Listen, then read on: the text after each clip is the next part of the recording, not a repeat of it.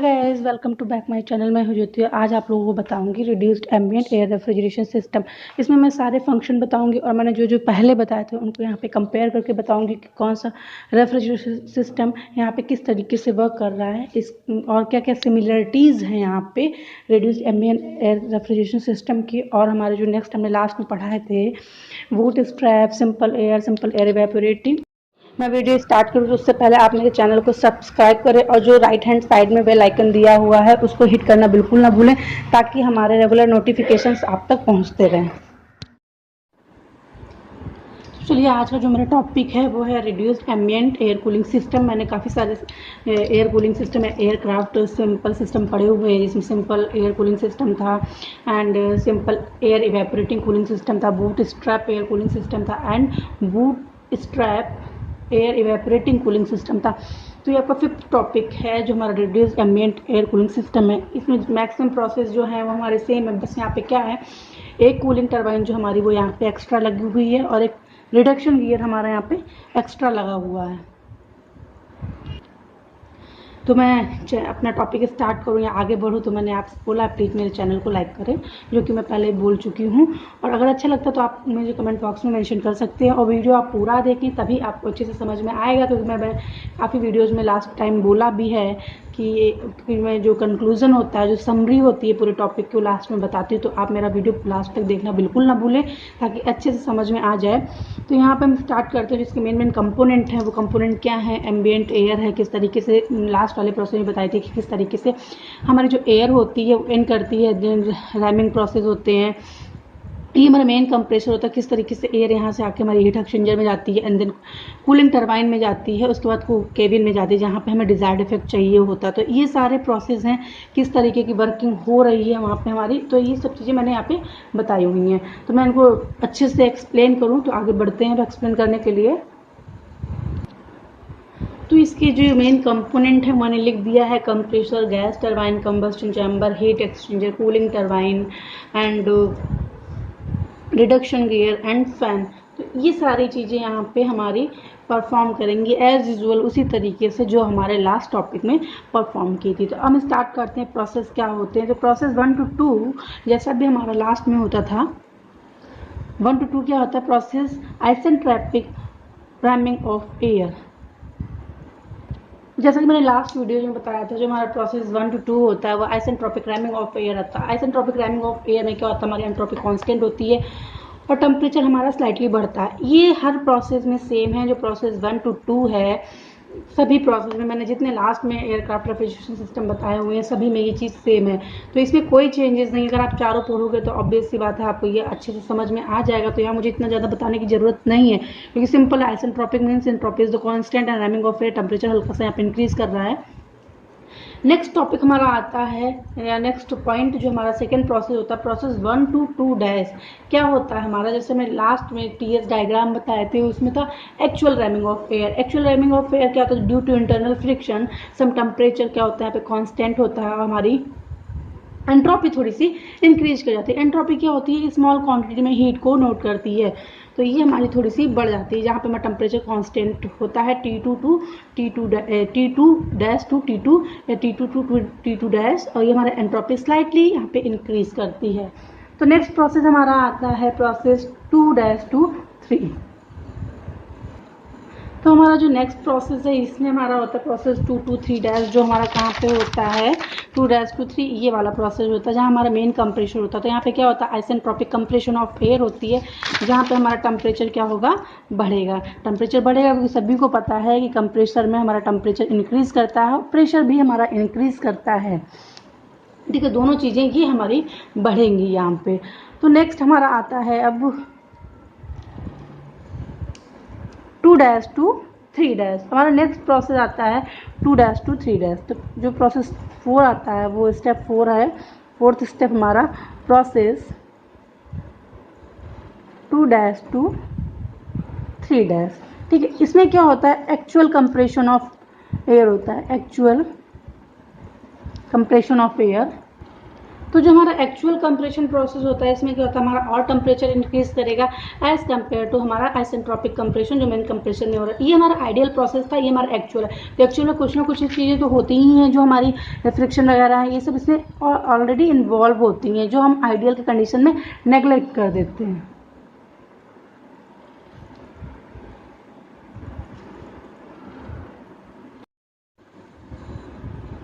जो हमारा next start होता है इसमें किस तरीके से हमारा ये प्रोसेस है 3-4, इसमें क्या हो रहा है, यहाँ पे कांस्टेंट जो हीट एक्सचेंजर होता है इसमें कांस्टेंट प्रेशर हीट रिजेक्शन होता है जो कि इस वाले प्रोसेस में रिप्रेजेंट कर रहा है cooling of compressed air by ramming air.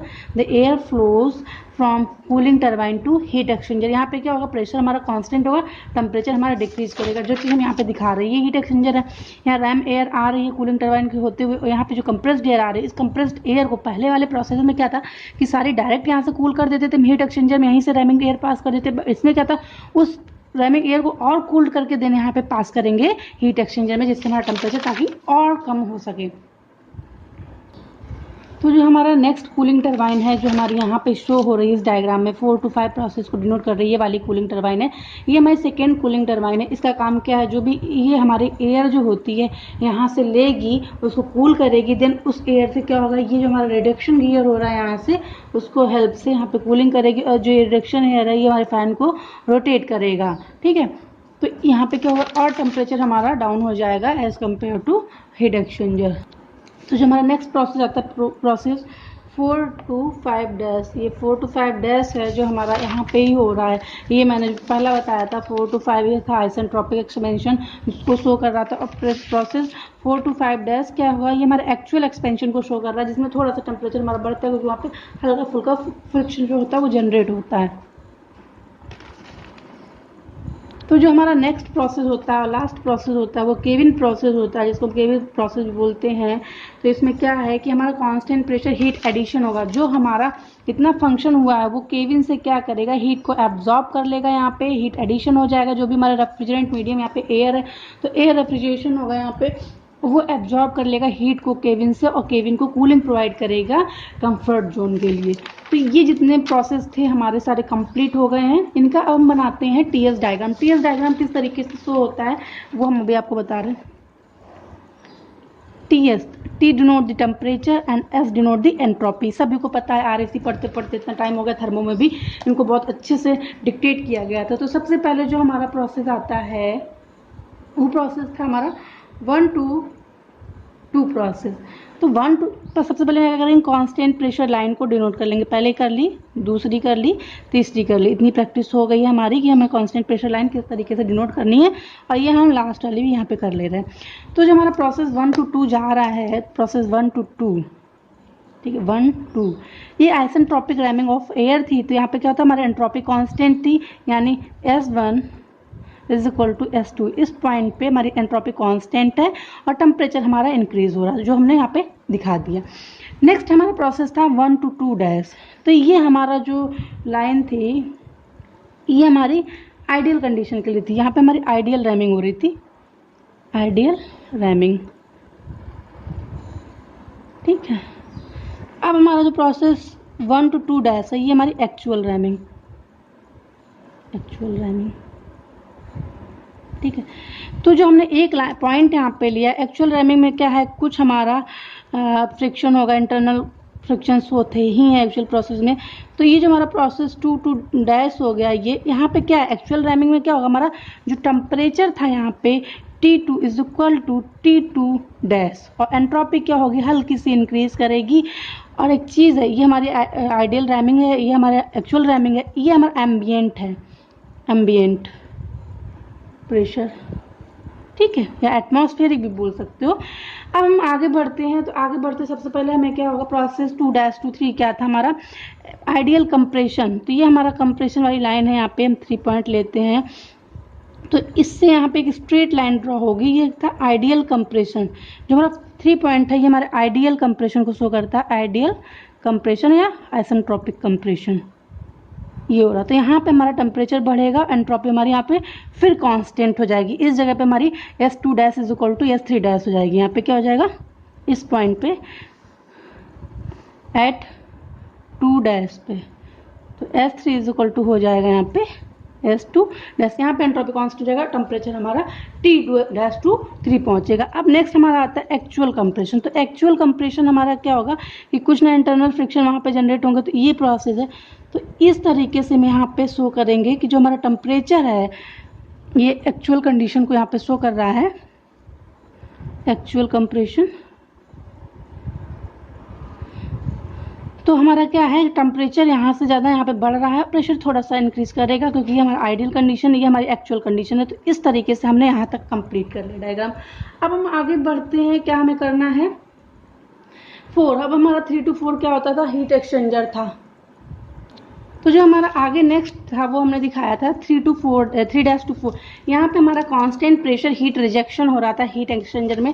तो हमारा ये हमारी जो लाइन है ये कांस्टेंट प्रेशर लाइन ही है। तो यहाँ पे हमारा क्या हो जाएगा, इस जगह 0.4 ये कांस्टेंट प्रेशर हीट रिजेक्शन हो रहा है, इसका मतलब प्रेशर कांस्टेंट रहेगा, टेम्परेचर हमारा डाउन होगा। तो हम ये लाइन एक ड्रॉ करते हैं यहाँ पे, ये केबिन प्रेशर को शो करती है, ये केबिन प्रेशर को, इसीलिए मैंने यहाँ पे रेड से लिखा है ताकि हौच पौच सा ना लगे। तो ये जो हमारा यहाँ पे आता है 4 to 5, ये हमारा यहाँ पे शो करता है कांस्टेंट प्रेशर हीट रिजेक्शन। ये स्ट्रेट लाइन है, थोड़ा सा अगर टिल्ट हो रही हो तो आप लोगों को मैं बता रही हूँ ये दोनों स्ट्रेट लाइन है, जितनी ये लाइन स्ट्रेट जा रही सारी स्ट्रेट ही हैं। तो ये हमारा प्रोसेस हो जाता है। अब हमारा क्या होगा, इसमें भी हमारा अभी तक जितने भी मैंने प्रोसेस बताया एक्चुअल के साथ आइडियल के साथ एक्चुअल थे, तो ये भी हमारा आइडियल प्रोसेस था। यहाँ पे भी एंट्रोपी क्या हो जाएगा, कांस्टेंट प्रेशर, यहाँ पे हीट रिजेक्शन था, P is equal to constant है, टेम्परेचर यहाँ पे डिक्रीज हो रहा है। नेक्स्ट हमारा बढ़ता है आगे, जो आता है 5 एक पॉइंट आएगा यहाँ पे जो हमारे एक्चुअल प्रोसेस को शो करेगा। इस तरीके से एक्चुअल प्रोसेस में क्या होगा, हमारा एंट्रोपी हमारी थोड़ी सी बढ़ेगी और टेम्परेचर तो डाउन हो ही रहा है। नेक्स्ट हमारा आता है प्रोसेस 5-6, जहां हमें केबिन में कूलिंग चाहिए होती है या हमें रेफ्रिजरेशन इफेक्ट चाहिए होता है। तो इस जगह 0.6 है, तो 5 to 6 हमारा क्या था, कांस्टेंट प्रेशर हीट एडिशन। इस प्रोसेस में हमारा क्या है, हीट को हीट जो है वो केबिन से एब्जॉर्ब की जाएगी और कूलिंग प्रोवाइड की। तो इस जगह पे हमको रेफ्रिजरेशन इफेक्ट मिलेगा। इतने सारे प्रेशर थे, ये लाइन थोड़ी एक्स्ट्रा बन गई थी, इसको कट भी कर सकते हो, कोई वो नहीं है। तो ये जितने प्रोसेस थे ये मैंने आपको स्टेप बाय स्टेप प्रोसीजर क्या थे जो मैंने यहाँ पे बताए हुए हैं कि किस तरीके से ये स्टेप बाय स्टेप प्रोसीजर थे। Process 1 to 2, process 1 to 2 dash, process 2 to 3, process 2 to 3 dash, process 3 to 4, ये सारे टोटल हमारे 8 स्टेप हैं। किस तरीके से वर्किंग हम शो करेंगे reduced ambient air cooling system की। तो ये डायग्राम बन गया। इस पर हमारे न्यूमेरिकल भी काफ़ी सारे पूछे जाते हैं जो हमारे ये यूज़ की जाते हैं, ये हमारे हाई स्पीड एयरक्राफ्ट में यूज़ की जाते हैं। जो हमें कैलकुलेशन चाहिए होती है, इसमें मेन कैलकुलेशन क्या होती है जो हमको चाहिए होती है, सबसे पहले हमें मास ऑफ एयर कैलकुलेट करना होता है, COP कैलकुलेट करना होता है, लास्ट में पावर कैलकुलेट करना होता है। तो ये 3 पॉइंट हैं जो हमको कैलकुलेट करने रहते हैं किसी भी रेफ्रिजरेशन सिस्टम के उसमें। तो मैंने इसमें जो भी होता है वर्क आपका कंप्रेसर पे होता है, पावर भी हमारी जनरेट होती है। तो जो मास ऑफ एयर होगा, मास ऑफ एयर फ्लो या air refrigerate required for refrigeration, mass of air required for refrigeration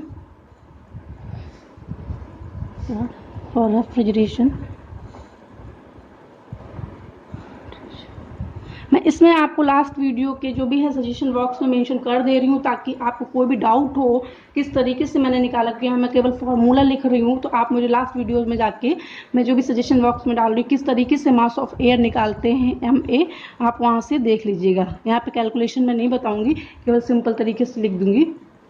तो मास ऑफ एयर जो होगी रिक्वायर्ड फॉर रेफ्रिजरेशन वो होगा हमारी 210 Q divided by CP T6 minus T5 dash, बता दे रही हूँ केवल यहाँ पे T6 माइनस T5 डैश, ये हमारा टेम्परेचर है जो हमारे रिक्वायर्ड रेफ्रिजरेशन इफेक्ट पे चाहिए होता है। ठीक है, अब 210 क्या होता है 1 TR में 210, यानी 1 TR is equal to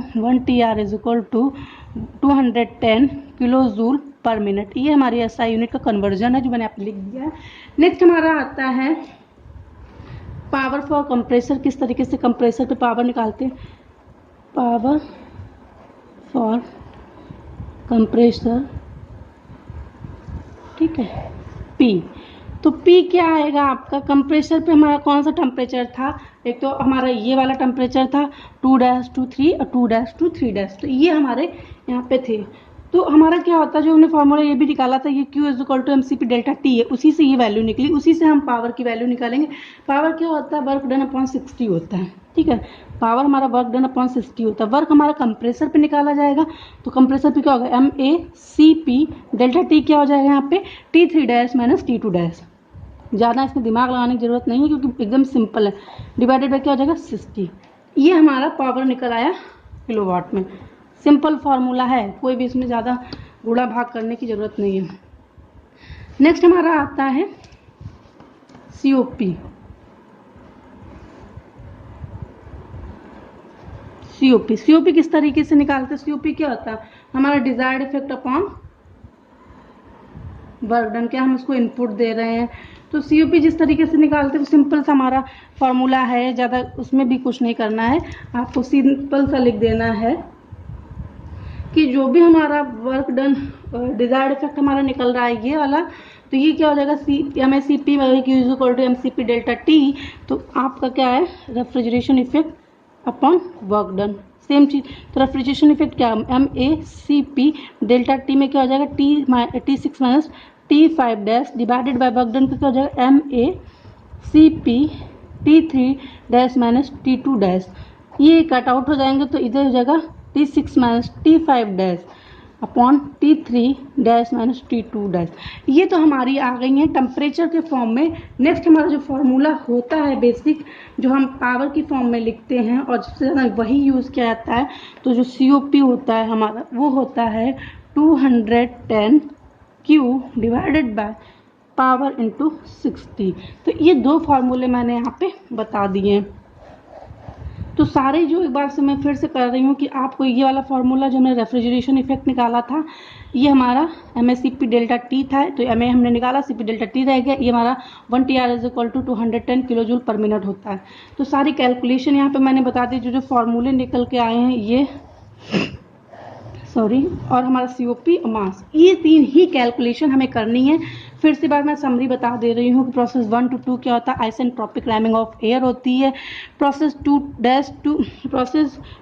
to 2 क्या होता है, यहाँ पे एक्चुअल रैमिंग होती है। प्रोसेस 2 to 3 होता है हमारा आइडियल कंप्रेशन होता है, और प्रोसेस 2 to 3 हमारा एक्चुअल कंप्रेशन होता है। प्रोसेस 3 to 4 हमारे यहाँ पे कांस्टेंट प्रेशर हीट रिजेक्शन होता है,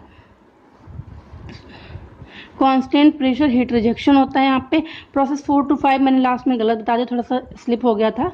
तो प्रोसेस 4 to 5 यहाँ पे एंट्रोपी कांस्टेंट होगी आपकी, ना कि प्रेशर कांस्टेंट। और प्रोसेस इस वाले में प्रेशर में कांस्टेंट रहेगा, ठीक है। तो यहाँ पे हमारी एंट्रोपी कांस्टेंट रहेगी। प्रोसेस 4 to 5 क्या होगा, हमारे एक्चुअल यहाँ पे एक्सपेंशन हो रहा है। प्रोसेस 5 to 6 यहाँ पे हमें रेफ्रिजरेशन इफेक्ट चाहिए होता है। तो टोटली हमने कैलकुलेशन बता दी है, इसीलिए मैं कहती हूँ वीडियो लास्ट तक देखो। कभी कभी क्या होता है, कोई चीज़ स्लिप हो जाती है तो हम नहीं बता पाते हैं, लेकिन बाद में जब मैं रिवाइज कराती हूँ तो वो चीज़ वहाँ पे करेक्शन कर देती हूँ। तो आप लोगों का आई होप मेरा वीडियो अच्छा लगा होगा। Thank you.